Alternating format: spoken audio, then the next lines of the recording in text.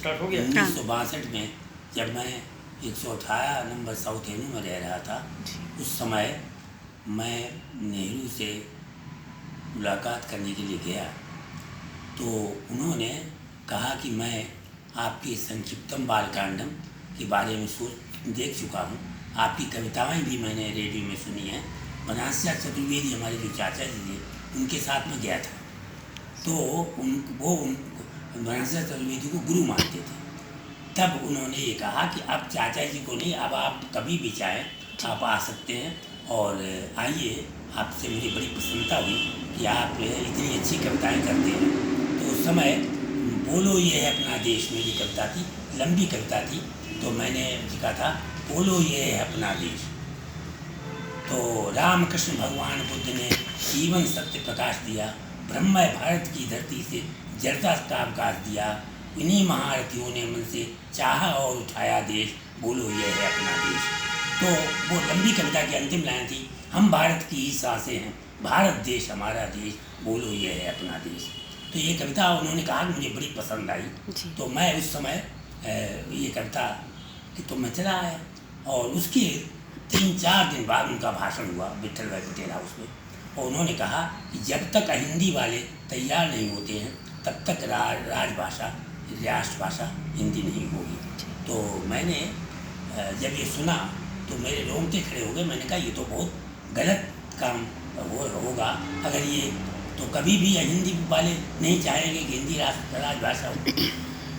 तो मैं वहाँ ये सोच करके कि वो हमारे चाचा जी, उन्होंने कहा जब चाहें आप आ सकते हैं, तो मैं चला गया, और जाने के बाद सारे मिनिस्टर और एमपी लोग जो थे वो वहाँ पर मौजूद थे।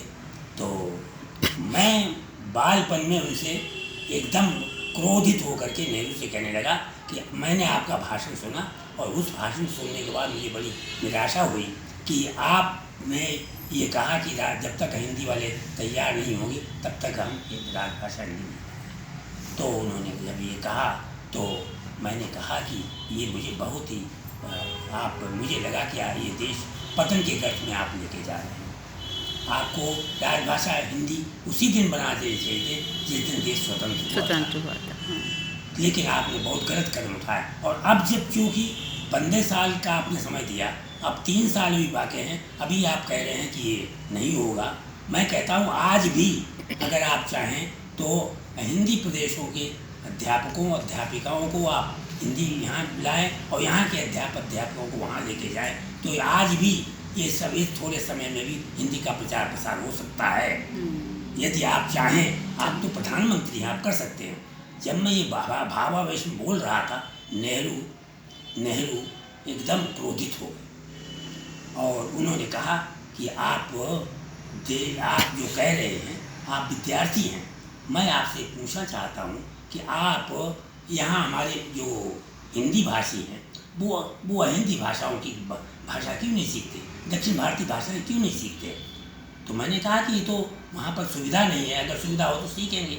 तो कहा कि आप सीख सकते हैं। मैंने कहा सबसे कठिन भाषा तो दक्षिण भारत की है, वो मैं सीखूँगा। हाँ। तो उन्होंने कहा आप मलयालम सीखिए, लेकिन मलयालम एक साहित्यकार बनिए। तो मैंने कहा बिल्कुल, मैं ये चुनौती मुझे मंजूर है, और उन्होंने मतलब वो बात मैंने नेहरू से कही। उसके बाद मैं दिल्ली यूनिवर्सिटी में मैंने एडमिशन लिया, और उस समय मलयालम भाषा मैंने चुनी। तो मलयालम सीखने के लिए 9 लड़कियां उस समय एडमिशन लिया केरल लेकिन हाँ, लेकिन जो प्रोफेसर थे वो डॉक्टर ओएम मिजन, उन्होंने और एबुल परमिशन 2 प्रोफेसर, और उनका पहला क्लास हुआ। वो क्योंकि लंबे थे, काले रंग के थे, और उनको हिंदी नहीं आती थी, तो अंग्रेजी में बोले। तो लड़कियों को कुछ पढ़ने नहीं पड़ा, कुछ समझ नहीं पाई, इसलिए दूसरे दिन जो है वो लड़कियां सारी चली गई, मैं अकेला रह गया। तो मुझे पढ़ाने के लिए 2 प्रोफेसर थे दिल्ली विश्वविद्यालय, और डॉक्टर ओएम मंजन और एबुल परमेश्वर, वो 2। तो उन्होंने कहा कि अब आप यूनिवर्सिटी उस दिनों निश्चित ये नहीं था कि साइन करने के लिए जाओ, तो उन्होंने कहा आप जो है मेरे घर पर आइए, मैं वहाँ आपको पढ़ाऊँगा। तो शक्तिनगर में एक रहते थे और दूसरे वहाँ पर रूपनगर में। तो मैं उनके घर पर जाने लगा। वहीं पर मैं चूँकि प्याज नहीं खाता था, बिना प्याज का खाना खाते थे, और मैं उस समय जो वो बोलते थे मैं अनुवाद करता जा रहा। अच्छा। वही किताब छपी है, और वो किताब जो है उसी समय जब मैं विद्यार्थी था 19 साल का, तो वो किताब छपी और नेशनल पब्लिक हाउस से छपी। उसके बाद मैं ये उस समय जब 19 साल का था, तो मेरी एक किताब संक्षिप्तम बालकांडम, जो मोतीलाल बनारस जैसे विश्वविख्यात पब्लिशर ने छापी थी, वो BA BRS में टेक्स्ट बुक थी दिल्ली विश्वविद्यालय में। और उस समय जो मैंने मेघदूतम लिखा था, वो MA संस्कृत में पढ़ाया जाता था। अच्छा। और मैं जिस क्लास में पढ़ता था, उसी क्लास में मेरी लिखी हुई किताब शकुंतला नाटक अच्छा पढ़ाई जाती थी। डॉक्टर उदयमान सिंह कहते थे आप जाइए सुभांशी, आपकी किताब पढ़ाए, बहुत तारीफ करते थे मेरी। तो इस तरह के वातावरण में मैं पढ़ा, और मैं उस समय दीनानंद शास्त्री के कॉलेज में MA हिंदी और साहित्य रत्न के क्लास भी लेता था। अच्छा। हाँ, और उस समय क्योंकि मुझे पैसा चाहिए जीने के लिए, मेरे पास तो पैसा नहीं था, तो मैं पढ़ाता था दीनबंधु शास्त्री। कहाँ पे? यहाँ पे दिल्ली यूनिवर्सिटी। हाँ, अच्छा। दिल्ली में पढ़ाता था, और उससे पैसा मिलता था, तो उससे मैं अपनी गुजर बसर करता था। तो ये जो है, ये एक बहुत बड़ा बात। और आपको केरल जाने के लिए कैसे मौका मिला है? तो वही तो 3 मिनट है, उसमें पूरा वीडियो करना है। ऐसा हुआ कि जब मैंने MA कर लिया, तो उसके बाद डॉक्टर भास्कर नायर ने मुझे निमंत्रित किया कि आपको प्रिंसिपल के रूप में अपॉइंट कर दिया गया है, हिंदी आपका जो ट्रेनिंग कॉलेज है उसके प्रिंसिपल हो गए हैं, अब आप तुरंत ज्वाइन कर लीजिए। तो मैं 21 साल की उम्र में MA करते ही प्रिंसिपल बन के केरल में चला गया, पुनलूर में। वहाँ पर मैं प्रिंसिपल के रूप में ज्वाइन किया।